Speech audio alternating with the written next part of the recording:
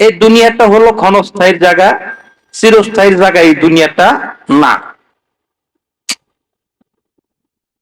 এই জন্য মাঝে মাঝে অনেকে হয়তো চিন্তা ভাবনা করে, আমার বাবা মারা গেল, আমার মা মারা গেল, আমার দাদা মারা গেল, দাদি মারা গেল, চাচা মারা গেল, চাচি মারা গেল, ভাই মারা গেল, বন্ধু মারা গেল, অমুক আত্মীয় মারা গেল, প্রতিবেশী অমুক মারা গেল, তমুক মারা গেল, আমি বোধ হয় মরবো না।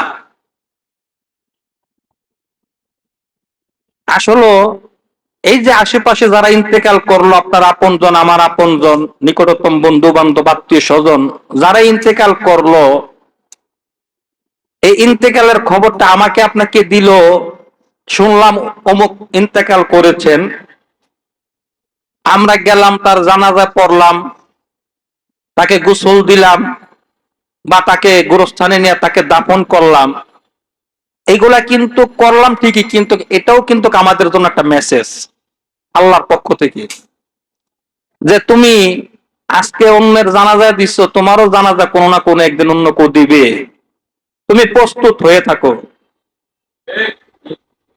তুমি অন্যকে দাফন করার জন্য আসছো, কবরে নামছো, লাশটা তো থুইয়া তুই কবরে তুমি রইলা না, তুমি তো আবার লাভ দুইটা গেল।